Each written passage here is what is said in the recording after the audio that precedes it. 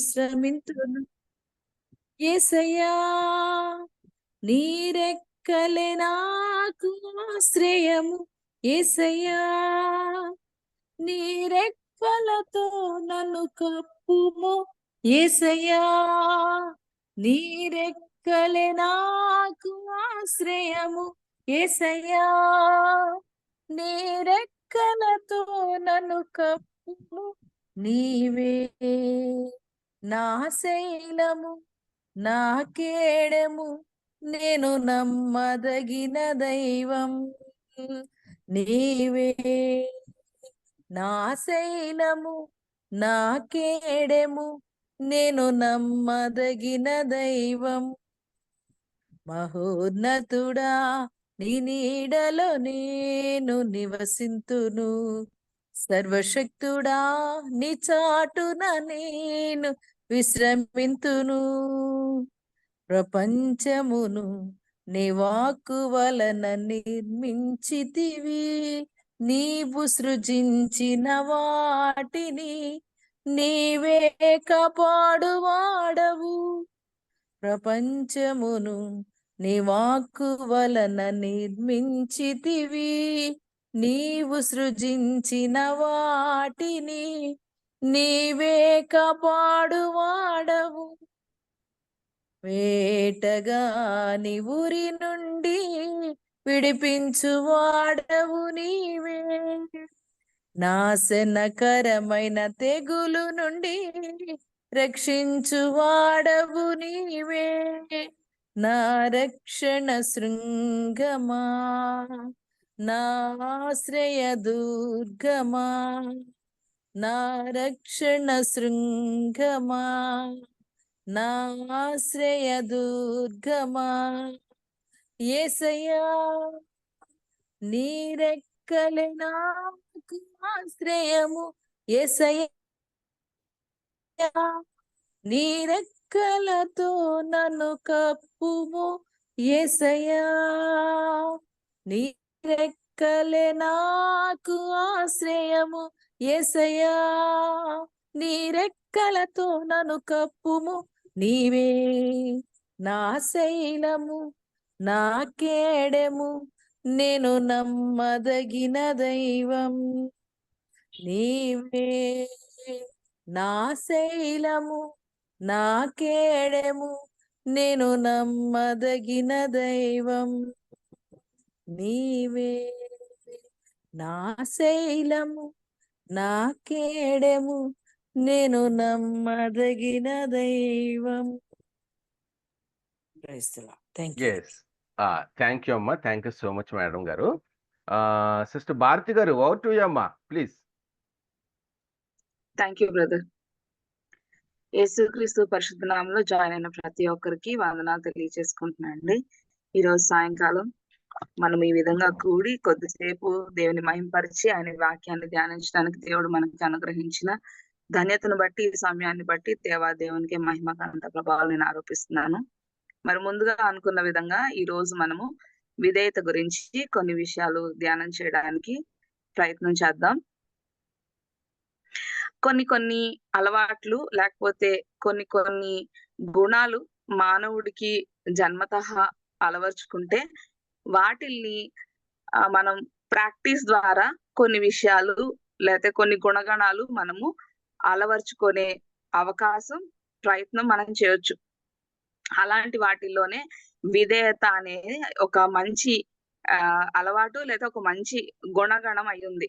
ఇది ఎంత ప్రాముఖ్యత ఉంది క్రైస్తవులకి, ఇది ఎంత ప్రాముఖ్యతగా మనకి కనిపిస్తుంది అంటే బైబుల్ మొదటి పేజీ నుంచి మరి ఆఖరి వరకు కూడా విధేయత గురించి చాలా చోట్ల ప్రస్తావించింది. దాని మీద చాలా క్రైస్తవం యొక్క జీవితం అనేది కట్టబడుతుంది. అది ఒక ఫౌండేషన్ లాగా కనిపిస్తుంది అనేది మనకి బాగా అర్థం అవుతుంది. ఇది ఎంత ఇంపార్టెంటో అలవర్చిన దాన్ని ప్రయత్నం చేసి మన అనుదిన జీవితంలో మన ప్రతి అడుగులో దాన్ని ఫాలో అవ్వడం కూడా అంతే కష్టమైనప్పటికీ మరి దేవుడు మనకిచ్చిన అవకాశాన్ని బట్టి మనము మన జీవిత ప్రయాణంలో దీన్ని మరి ప్రయత్నం చేస్తూ జీవించే అవకాశం లేకుండా లేదు. ఖచ్చితంగా మనం దీన్ని పాటించొచ్చు, దీన్ని అలవరుచుకోవచ్చు. దీంతో పాటు మన ప్రయాణం, మన జీవితం అనేది దేవునికి మహిమకరంగా జీవించొచ్చు అని బైబిల్ నుంచి కొంతమంది భక్తుల ద్వారా నిరూపితం కూడా అయ్యింది. సామెతల్లో నా ఉపదేశాన్ని అంగీకరించువాడు సురక్షితంగా నివసించును, వాడు కీడు వచ్చినప్పుడు భయం లేక నెమ్మదిగా ఉండును అనే మాట మనకి చాలా ధైర్యాన్ని ఇస్తది. ఇందులో ఆ మనకి ధైర్యాన్ని ఇచ్చే మాట ఒక్కటే మనం పట్టుకుంటే ఏంటి అంటే, భయం లేక నెమ్మదిగా ఉంటాము అనే మాటను పట్టుకొని మనం చాలా సంతోషపడిపోతాం. కానీ దానికి ముందు ఒక షరతు ఉంది. ఏంటి ఆ షరతు అని చూస్తే, ఆయన ఉపదేశాన్ని అంగీకరించి మరి ఆయనకి విధేయులై ఉంటే, ఎప్పుడైతే మనం ఉపదేశాన్ని అంగీకరిస్తామో ఆ ఉపదేశానికి మనం లోబడుతున్నాము అనేది మనము చూపించినప్పుడు మనకి దేవుడు ఏమని వాగ్దానం చేస్తున్నాడు, కీడు వచ్చినప్పుడు భయం లేకుండా నువ్వు నెమ్మదిగా ఉంటావు అని. నిజమే, స్వతంత్రం అనేది చాలా ఇంపార్టెంట్ అని భారతీయులకే కాదు కానీ ప్రపంచం అంతటా చాలా దేశాలకి అర్థమైన విషయం ఏంటంటే, వేరే దేశం వాళ్ళు, వేరే ప్రాంతం వాళ్ళు వచ్చి వాళ్ళ మీద పరిపాలన చేస్తున్నప్పుడు స్వాతంత్రం లేకుండా బ్రతకడం అనేది ఎంత కష్టతరమో మనకే కాదు ప్రపంచంలో చాలా మంది అనుభవించారు. మనకి కూడా కొంచెం అది తెలుసు. ఎంత స్వాతంత్రం కోసం ఎంత పోరాటం జరిగింది, ఎంతమంది స్వాతంత్ర సమరయోధులు మనం చిన్నప్పటి నుంచి చదువుకుంటూ పెరిగాము. దానిలో స్వాతంత్రం కోసం ఇంత పాటు పడితేనే స్వాతంత్రం దొరికింది అనే విషయం మనకు తెలిసినప్పుడు స్వాతంత్రం అనేది చాలా ఇంపార్టెంట్. అయితే విచ్చలవిడి స్వాతంత్రం మనకి పనికిరాదు. ఒక కట్టుబాట్లు లేకపోతే ఒక పరిధిలో ఒక షరతులతో కూడిన స్వాతంత్రం ఎప్పుడు కూడా మేలు చేస్తుంది అనే విషయం మనకి అర్థమవుతుంది. ఎట్లా అంటే చిన్న ఎగ్జాంపుల్ తీసుకుందాం. చిన్న ఎగ్జాంపుల్ తీసుకోవడానికి ప్రయత్నం చేద్దాం. కోడి తన పిల్లల్ని కాపాడడానికి తన రెక్కలు చాపి కోడి పిల్లల్ని దాచిపెట్టినప్పుడు కోడి పిల్లలు రెక్కల కింద ఉండడానికి ఇష్టపడాలి. లేదు, నేను నా ఇష్టం వచ్చినట్టు నా తల్లి రెక్కల కింద నేను ఉండను అని ఎప్పుడైతే తల్లి కోడి రెక్కల కింద నుంచి బయటికి వెళ్తుందో, పైన విహరిస్తున్న గద్ద నోటికి ఆ పిల్ల చిక్కే అవకాశం 100% ఉంటది. మనం కూడా అంతే. మరి పరిధులు లేని స్వాతంత్రం కాదు కానీ షరతులతో కూడిన స్వాతంత్రంలో మనము దేవుని యందు ఆనందించగలిగిన వారమైతే, దేవుని యొక్క ఆజ్ఞలను, ఆయన ఉపదేశాలకి లోబడి అందులో ఉన్న స్వతంత్రాన్ని మనము ఎంజాయ్ చేయగలిగితే దేవుళ్ళు ఎంజాయ్ చేయగలుగుతాం. లేదు, నా ఇష్టం వచ్చినట్టు నేను బ్రతుకుతాను, నాకు విచ్చలవిడి స్వాతంత్రమే ముఖ్యం, నాకు నచ్చిందే నేను చేస్తాను అంటే సాతాను ఎప్పుడు కూడా మరి ఒక గద్దలాగా, ఒక గర్జించే సింహం లాగా మనల్ని పట్టుకోవడానికి ప్రయత్నం చేస్తానే ఉంటాడు. సలోమాన్ అంతటి భక్తుడే, మరి జ్ఞానంలో పేరు పొందిన సలోమాన్ భక్తుడే ఏమంటాడంటే, నాకు ఇష్టం వచ్చినట్లు, నాకు మనసుకు నచ్చినట్టు నేను చేశాను, కానీ ఒక రోజు వచ్చింది మనం సమాధానం చెప్పాలి అంటున్నాడు. తనకి కంటికి కనిపించిన ప్రతిదీ చేయడానికి ఇష్టపడ్డాడు, కావలసినట్టు బ్రతకడానికి ఇష్టపడ్డాడు, ఏం కావాలో ఏం చెయ్యాలో తనకి ఏం అనిపించిందో అన్ని చేశాను అంటున్నాడు. కానీ లాస్ట్ కి అది తనని తీర్పులోకి తీసుకొస్తుంది. లేదా ఒక రోజు దానికి సమాధానం చెప్పాల్సిన దానికి నేను నిలబడిపోయాను అని మరి సలోమానే చెప్తున్నాడు. అదే సలోమాన్ రాసిన సామెతల్లో మనకి ఏం చెప్తున్నాడంటే, నా ఉపదేశాన్ని అంగీకరించేవాడు సురక్షితంగా మరి నివసించును అని మరి దేవుడు మరి ఆ సలోమాను జ్ఞాని ద్వారా రాయించిన మాటల్లో నుంచి మనకి కనిపిస్తున్న ఒక మంచి వాగ్దానం. అదే విధంగా 1 పేతురు 5:5 ఒక మాట, ఈ రోజు మాటని మనం అసలు నేను అక్కడి నుంచే తీసుకోవడం జరిగిందండి. మొదటి పేతురు 5:5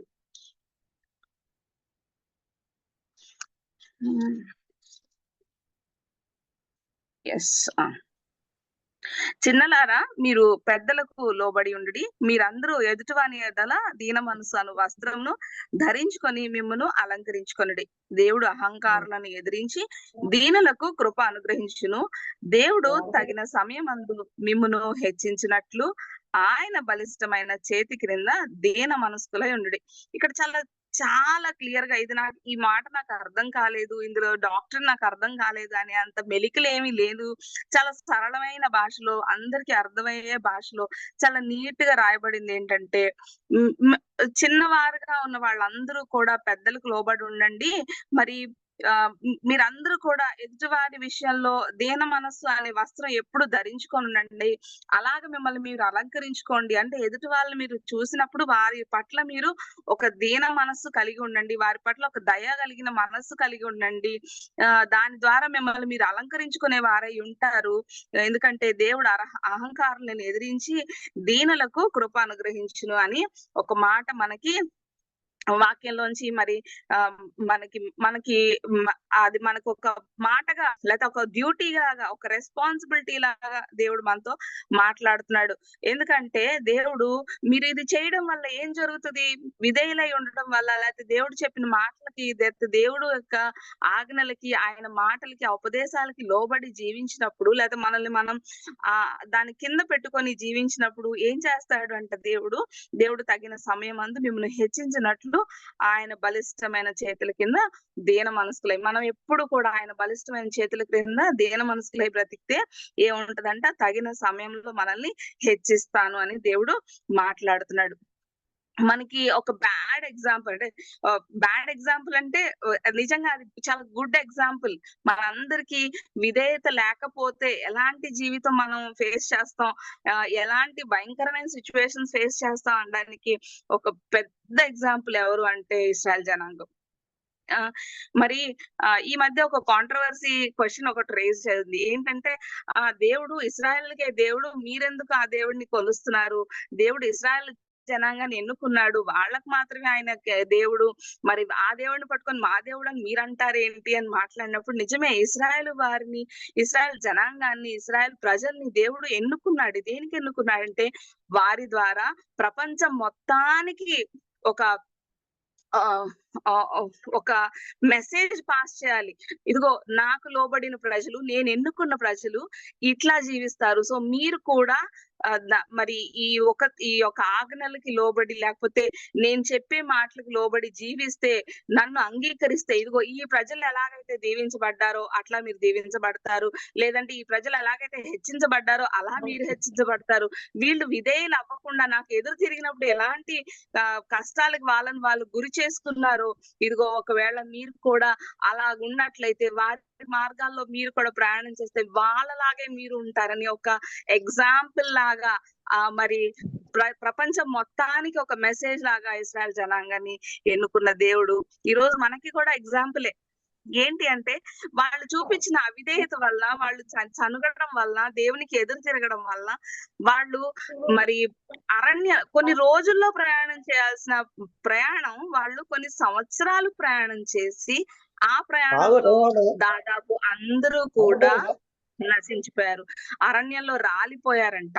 ఎంత భయంకరమైన విషయం! ఎంత హోప్ తో బయటకు వచ్చారు ఆ బానిసత్వంలో నుంచి, దేవుని యొక్క మాటను పట్టుకొని ఒక శూర వీరుల్లాగా అక్కడి నుంచి బయటకు వచ్చారు. బానిసలు ఎంత భయంకరమైన బానిసత్వంలో ఉన్నారంటే దేవుని యొక్క మాటను పట్టుకొని చాలా ధైర్యంగా బయటకు వచ్చారు. ఎస్, మాకు దేవుడు ఉన్నాడు అని చెప్పి ఐగుప్తు ప్రజలందరికీ కూడా ఒక కొట్టిన పెట్టుగా, ఇంకో మేము మా దేవుడిని పట్టుకొని వెళ్తున్నాం, మేము ఎలా బ్రతుకుతామో చూడండి అన్నట్టు బయటకు వస్తే, వాళ్ళు చూపించిన అరణ్యంలో అవిధేయత వల్ల, వాళ్ళు కొన్ని రూపాలని చేసుకొని విగ్రహాల్లాగా వాటికి మొక్కటం వల్ల, దేవునికి ఎదురు తిరగటం వల్ల మొత్తం అందరూ కూడా రాలిపోయారు.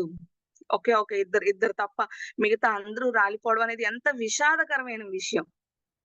అంటే ఏంటమ్మా, మీ దేవుడు ఆయనకి ఎదురు తిరిగితే చంపేస్తాడా అంటే కాదు, దేవుడు ఎప్పుడు చంపేవాడు కాదు. కానీ మనల్ని మనం అలాంటి సిచ్యువేషన్ లోకి వేసుకుంటున్నాం. దేవుడు మనకి స్వతంత్రం ఇచ్చాడు, అది మనం ఎటువంటి స్వతంత్రాన్ని ఎన్నుకుంటున్నాం అనేది మన చేతుల్లో ఉంది. ఒక పరిధిలో కూడిన స్వతంత్రంలో మనం ఉండడానికి ఇష్టపడితే దేవుడు ఖచ్చితంగా ఆయన హస్తాలతో మనల్ని కాపాడడానికి ఇష్టపడుతున్నాడు. కాదు, నేను ఆ హస్తాల నుంచి బయటికి వెళ్ళిపోతాను, ఆయన రెక్కల క్రింద నేను ఉండను, ఆయన రెక్కల కింద నేను ఆశ్రయం తీసుకోను అంటే మరి ఆ బయట ఉన్న అపవాది చేతులకి ఎవరు అప్పగించుకుంటున్నారు? మనల్ని మనమే అప్పగించుకున్నాం. దాని ద్వారా మరణమే సంతరిస్తుంది. కానీ ఒక పరిధిలో ఆయన హస్తాల కింద మనం లోబడి జీవించినప్పుడు మాత్రం ఖచ్చితంగా దేవుని యొక్క ప్రొటెక్షన్ మన మీద ఎప్పుడు ఆవరించే ఉంటది. అక్కడతో వాళ్ళు పోని బుద్ధి తెచ్చుకొని ఇంకక్కడి నుంచి ఇంత భయంకరమైన చావులు చూసాం కదా, ఇక్కడి నుంచైనా బాగా బ్రతుకుదా అంటే మళ్ళీ అలాంటి జీవితమే. మరి ఆ ప్రవక్తలు చంపుదానా ఓ ఇశ్రాయేలా ప్రవక్తలను చంపుచుండుదానా అని ఎంత భయంకరమైన మాట మరి యేసుక్రీస్తు వారు ఆయన పరిచర్లో మాట్లాడినప్పుడు అది నిజమైంది. ఎట్లా నిజమైంది అంటే మళ్ళీ 70 ఏడీలో మరి హిస్టరీ కూడా దీన్ని మరి నొక్కి వక్కాణిస్తుంది. మనం మన ఇండియన్ హిస్టరీలో చాలా అవకతవకలు చేసేస్తున్నాం కానీ మరి అవుట్ ఆఫ్ అంటే ఇండియాలోనే కాదు బయట హిస్టరీలు కూడా కౌంట్ చేయాలి కదా. మరి బయట హిస్టరీలు ఎవరు చెరిపేయలేదు, ఇంకా దేవుడు అంతవరకు ఇంకా అలౌ చేయలేదు. సో 70 ఏడీలో నీరో చక్రవర్తి వచ్చినప్పుడు యూదుల్ని మళ్ళీ చాలా కష్టాలు పెట్టి అక్కడ ఊచకోత కోసేస్తాడు. ఒక సామెతలా తయారైంది. ఏంటి, రోమ్ నగరం కాలిపోతుంటే నీరో చక్రవర్తి అంటే ఫిడెల్ వాయించుకుంటూ కూర్చున్నాడంట. అదొక సామెతలా అయిపోయింది. అది ఎందుకు కూర్చున్నాడంటే ప్రపంచం అంతటికి తాను ఏం చూపించుకుంటున్నాడంటే నాకేం పట్టలేదు అని. కానీ నిజానికి అసలు చేసింది ఎవరు అంటే నీరో చక్రవర్తే. ఆ ఒక మంటల్లో ఆ ఊరుని కాల్చేసి చాలా మంది యూదుల్ని చంపేయడానికి మరి కారణం అవుతాడు. ఇదంతా ఎందుకు జరిగింది, ఎందుకు జరుగుతుంది అంటే మళ్ళీ ఇశ్రాయేల్ ప్రజలు బుద్ధి తెచ్చుకోకుండా, మళ్ళీ దేవుని ఆజ్ఞలకు లోపడకుండా వారు అవిధేయత వలన మళ్ళీ అలాంటి సిచ్యువేషన్స్ లోకి వాళ్ళని వాళ్ళు పెట్టుకుంటారు. మరి మొదటి సమూయేలులో ఒక మంచి మాట ఉంటది. మొదటి సమూయేలు 15వ అధ్యాయం, అందులో చాలా క్లియర్ గా ఉంటది ఏంటంటే బలులు అర్పించుట కంటే ఆజ్ఞను గైకొనటయు పొట్టేళ్ల క్రొవ్వు అర్పించుట కంటే మాట వింటయు శ్రేష్టం. నిజమే కదా, మాట వింటూ ఎంత శ్రేష్టం. మన పిల్లలు ఉన్నారండి, మన పిల్లలు రోజు బాగా వృద్ధాప్యంలో ఉన్నాం అనుకుందాం, మన తల్లిదండ్రులనే తీసుకుందాం. బాగా వృద్ధాప్యంలో ఉన్న వాళ్ళని మనం రోజు బిర్యానీ పెడతాం, వాళ్ళకి నచ్చింది చేస్తాం, అన్ని చేస్తాం.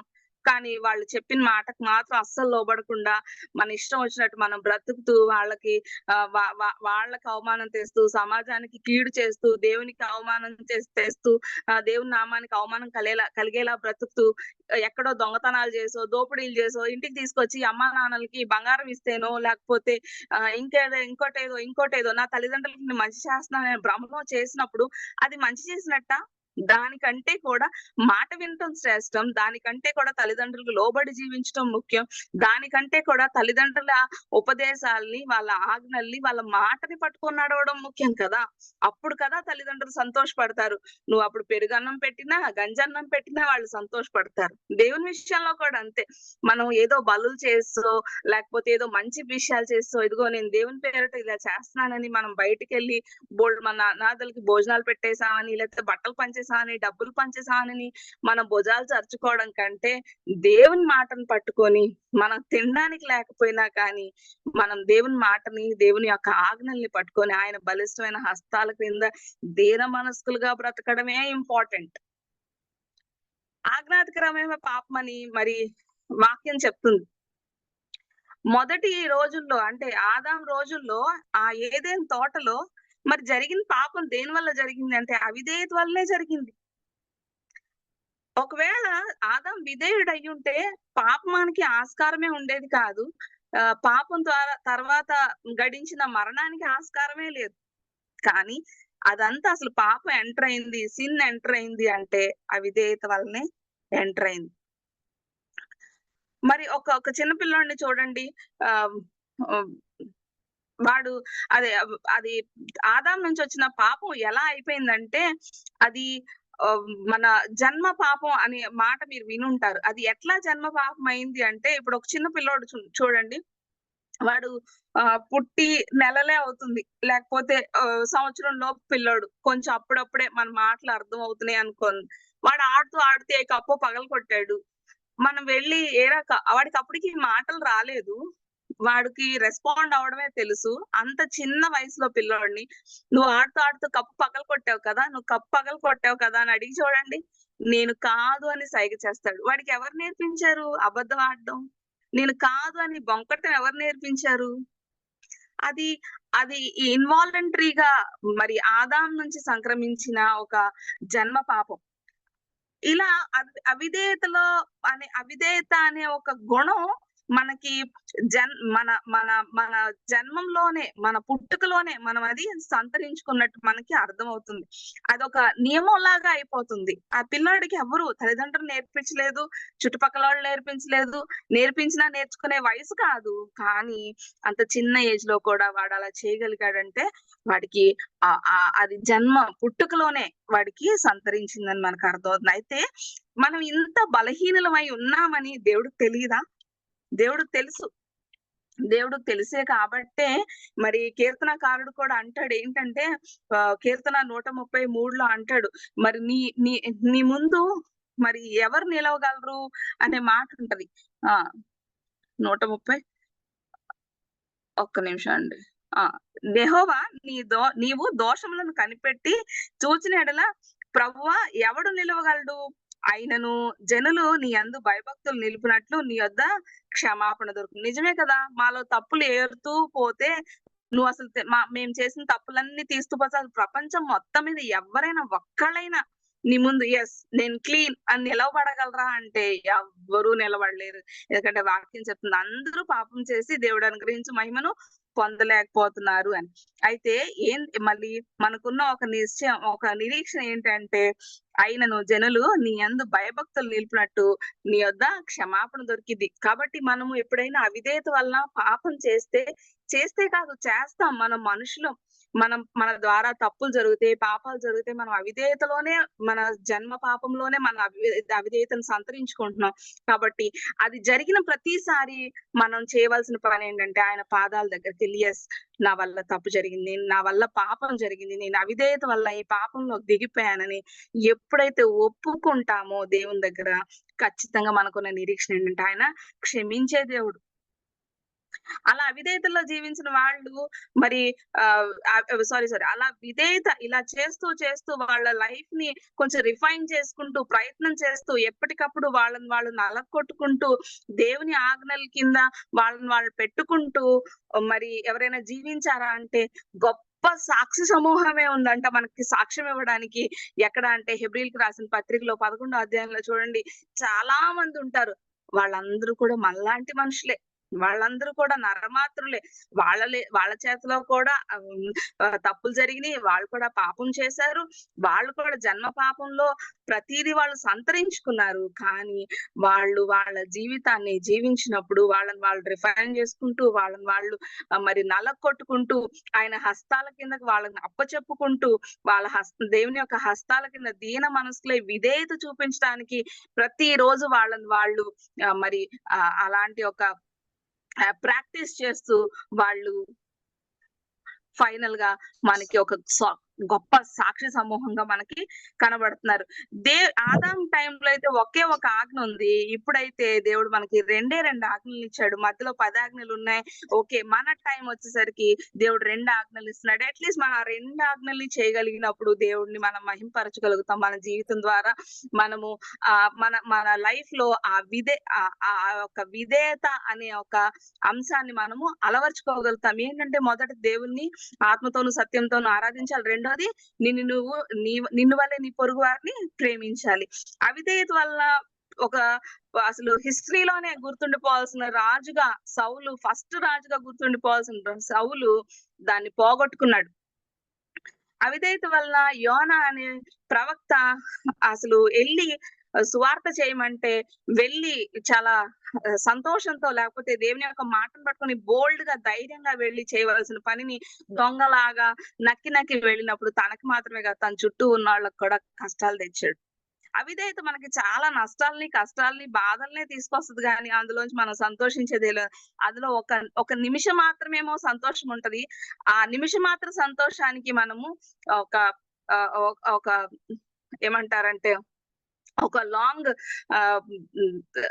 లాంగ్ టైం బాధల్ని లేకపోతే ఆ కష్టాలని మనం ఎదుర్కోవడానికి మనల్ని మనమే పెట్టుకుంటున్నాం. అయితే బైబిల్లో నుంచి ఒక 2 మాటలు చెప్పి నేను ఇది ముగించడానికి ప్రయత్నం చేస్తున్నాను. బైబిల్లో తల్లిదండ్రులకు విధేయత చూపించమని మరి పిల్లలందరికీ మరి ఎఫెసీయులకు రాసిన పత్రిక 6వ అధ్యాయం 1-3లో ఉంటుంది. నేను చదవడానికి ఇష్టపడలేదండి. అక్కడ మీ అందరికి ఈ విషయాలన్నీ తెలిసినవే. జస్ట్ ఒక్కసారి దాన్ని గుర్తు చేయడానికి ప్రయత్నం చేస్తున్నాను. అయితే తల్లిదండ్రులకి పిల్లల్ని లోబడి ఉండమన్నారు కదా అని తల్లిదండ్రులకు దేవుడు ఇక్కడ అథారిటీ ఇచ్చేయలేదు. మీకు మీ పిల్లల్ని ఇచ్చాం, మీరు తొక్కేయండి, కుమ్మేయండి, చంపేయండి, లేకపోతే వాళ్ళని ఇష్టం వచ్చినట్టు తన్నేయండి అని ఎక్కడ దేవుడు చెప్పలేదు. కానీ దేవుడు తల్లిదండ్రులకు కూడా ఒక మాట చెప్తున్నాడు ఏంటంటే, మీ పిల్లలకు కోపం రేపక ఆయన యందు మరి దేవుని యొక్క మార్గాలలో వాళ్ళని పెంచమని మరి అక్కడ ఒక తల్లిదండ్రులకు ఒక మాట దేవుడే చెప్తున్నాడు. అలాగే హస్బెండ్ కి వైఫ్ ఎప్పుడు లోబడి ఉండాలని, విధేయత చూపించాలని బైబిల్ చెప్తున్నప్పుడు హస్బెండ్ ని నీకు ఒక వైఫ్ ని ఇచ్చాను, ఈ రోజు నుంచి నీకు వైఫ్ దొరికింది, నీ కోపం వచ్చినప్పుడల్లా కొట్టే, నువ్వు తప్పు చేసినప్పుడల్లా బ్లేమ్ ఆ మీదకి నెట్టే, లేకపోతే ఇంకోటేదో నీకు ఒక మనిషిని ఇచ్చాను అన్నట్టు దేవుడు చెప్పట్లేదు. కానీ వైఫ్ ని దేవుడు హస్బెండ్ కి ఇచ్చినప్పుడు మరి హస్బెండ్ కూడా ఒక మాట చెప్తుంది ఏంటంటే, నీ సొంత శరీరాన్ని నువ్వు ఎట్లా ప్రేమించుకుంటావో అట్లానే నీ భార్య నువ్వు ప్రేమించాలి. ఎందుకంటే నీ భార్య నీలో సగమై ఉంది కాబట్టి, నీ భార్య నీలో భాగమై ఉంది కాబట్టి, నీ శరీరాన్ని నువ్వు ఎట్లా ప్రేమించుకుంటావో, నీ శరీరాన్ని నువ్వు ఎంత బాగా చూసుకుంటావో అట్లా నీ భార్యని కూడా ప్రేమించాలని భర్తలకు కూడా దేవుడు ఒక మాట చెప్పాడు. మాథ్యూ హెన్రీ కామెంటరీలో అయితే చాలా ఇది మీరు అందరూ వినే ఉంటారు, ఇప్పుడు చాలా ఫేమస్ అయిపోయింది.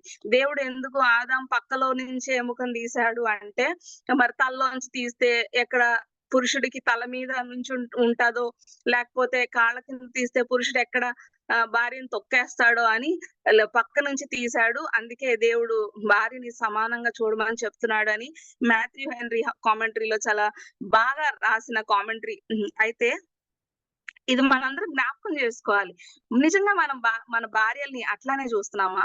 నిజంగా భర్తలకి భార్యలందరూ లోబడే ఉంటున్నారా? లోకానికి మేము లోబడి ఉంటున్నామని చూపిస్తూ ఒక్కళ్ళే ఉన్నప్పుడు భర్తల మీద అధికారం చలాయిస్తున్నామా? ఇది ఆలోచించాలి. ఇది అందరి లైఫ్ లోను. సిస్టర్ భారతి గారు, ఎక్స్క్యూజ్ మీ, 4 minutes left అమ్మా, 4 minutes. ఓకే, అయిపోయింది. ఓకే. అలాగే మనము మీరు పని చేసే వాళ్ళైతే మీ యజమానికి లోబడి ఉండాలి. యజమానులకు కూడా మీకు ఆ అధికారం ఎక్కడి నుంచి రాలేదు, నా దగ్గర నుంచే వచ్చిందని వాళ్ళకి చెప్తున్నాడు. అలాగే ఒక పౌరులుగా గవర్నమెంట్ కి, లాస్ కి మనం కట్టుబడి ఉండాలని బైబిల్ చెప్తుంది.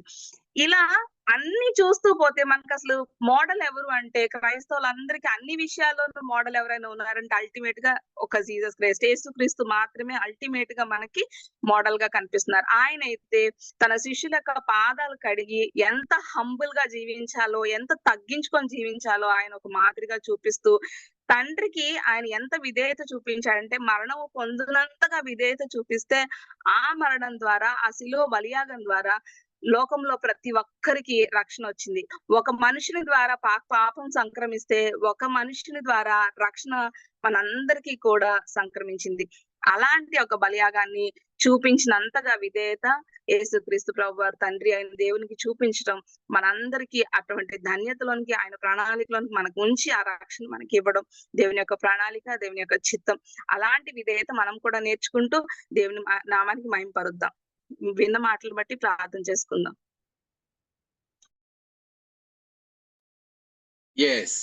థ్యాంక్ యూ సో మచ్ అమ్మా సిస్టర్ భారతి గారు. ఈ సమయంలో జస్ట్ ఇంకా మనకి 3 minutes టైం ఉంది కాబట్టి ప్రకటనలు ఏమైనా ఉంటే చెప్పండి సిస్టర్ గారు. మన ఏఎఫ్డి తరపున ఈ మినిస్ట్రీ ఫీల్డ్ వర్క్ కానీ, లేకపోతే ఇంకా ఏమైనా పంచుకోవాలనుకుంటే జస్ట్ ఒక 2 minutes లో పంచుకోండి. మిగతా 2 minutes మనం ప్రేయర్ కి, తర్వాత బ్లెస్సింగ్స్ కి ఇద్దాము. yes brother.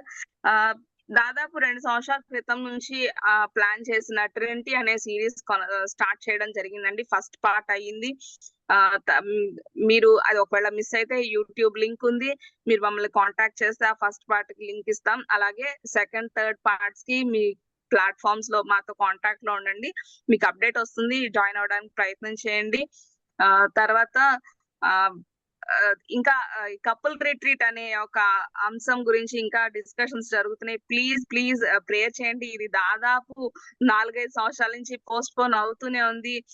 మరి దేవుని చిత్తం ఏదైనా కానీ ఇది ఇంకా పోస్ట్ పోన్ అవ్వకుండా ఎట్లయినా కానీ అది అతి త్వరలో చేయాలని మరి ఆలోచన చేస్తున్నాం.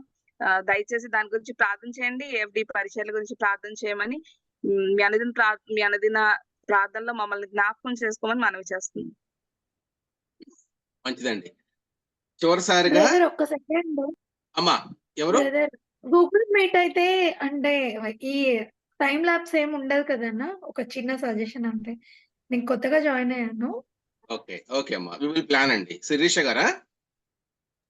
అవును, ఫ్రమ్ వేర్ అమ్మా? నేను from first where? Time Hyderabad అన్న.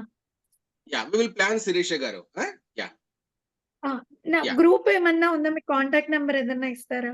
సిస్టర్ భారతి గారితో మీరు కాంటాక్ట్ లోకి రండి అమ్మా, లేకపోతే నా నెంబర్ ఒకసారి మీరు నోట్ చేసుకోండి. అంటే ఇప్పుడు గ్రూప్ లో ఇప్పుడు మీటింగ్ ఐడి అదే అండి, భారతి నెంబర్ అక్క నెంబర్ లేదు 851653. లేదండి, ఒకవేళ మీరు నోట్ చేసుకోగలిగితే చాట్ లో పెట్టేసేయండి ఒకసారి. సరేనమ్మా, చెప్పండి. తర్వాత నేను పెడతాను.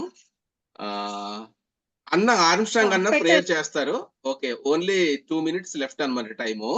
అన్న ఆర్మ్స్ట్రాంగ్ 1 minute ప్రేయర్ చేస్తారు. 1 minute లో ఆయన మనకి బ్లెస్సింగ్ ఇచ్చేస్తారు. యా సిస్టర్ శిరీష గారు, మీకు నెంబర్ వచ్చిందా? దాంట్లో భారతి గారు పెట్టారు. వచ్చిందండి. ఓకే, మీరు సిస్టర్ గారి కాంటాక్ట్ రండి అమ్మా, సరేనా? ఎస్ అన్న, థ్యాంక్ యూ. అవుట్ ఆర్మ్స్ట్రాంగ్ అన్న. ఎస్. ఓకే, అందరికీ ప్రభు నామన వందనాలు. మరి మనం ఆఖరి ప్రార్థన చేసుకుందాం. దానికి ముందు చిన్న పల్లవి ఒకటి పాడదాం. అన్నయము నీదగు ఘనవాక్యామృత మన్ను భవించి నిన్ను కొనియాడన్ వినయ విధేయతలను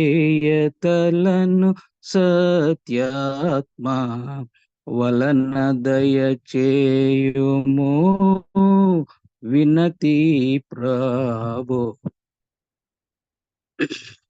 ప్రార్థన. ప్రేమగల నాయన, కృపగల తండ్రి, మహోన్నతుడా, మహాగణుడా, గొప్ప దేవ, నీ యొక్క మహాకృపను బట్టి నీ ప్రియకుమారుని యొక్క పరిశుద్ధ రక్తమును చిందించడం ద్వారా తండ్రి ప్రభు అని పిలవటానికి మాకు ఇచ్చిన నీ యొక్క ధన్యతను బట్టి మీకు వందనాలు స్తోత్రాలు చెల్లించుకుంటున్నాం. అంత మాత్రమే కాదు నాయన, వినయ విధేయతలు కలిగిన సత్యాత్మను నీ యొక్క దత్తపుత్రాత్మను తండ్రి ప్రభు మాకు ఇచ్చినందుకు, ధైర్యం గల ఆత్మను మాకు ఇచ్చినందుకు మీకు వందనాలు స్తోత్రాలు చెల్లించుకుంటున్నాం. చేరిన బిడ్డలందరికీ తండ్రి మరి మీరిచ్చిన పరిశుద్ధాత్మను ఆనుకొని తండ్రి ఈ లోకంలో తండ్రి మరి జీవించటానికి తగిన శక్తిని బలమును బిడ్డలుగాను గ్రహించండి. మరి వినయ విధేయతలు కలిగిన తిరిగి జన్మించిన అనుభవంలో మమ్మల్ని అందరినీ నడిపిస్తున్నందుకు మీకు వందనాలు స్తోత్రాలు చెల్లించుకుంటూ ప్రభు మరి వాక్యం తలంపులు పంచుకున్న సిస్టర్ని దీవించి ఆశీర్వదించండి. మీరు ఇంకా చేరిన బిడ్డలందరినీ కూడా దీవించండి. సురేష్ బాబు గారిని మరి గ్రూప్ ని మీరు ఆశీర్వదించమని మా ప్రభువును ప్రియకుమారుడైన యేసయ్య పరిశుద్ధ నామములో బ్రతిమాలుకొని వేడుకొంచున్నాం తండ్రి. ఆమేన్.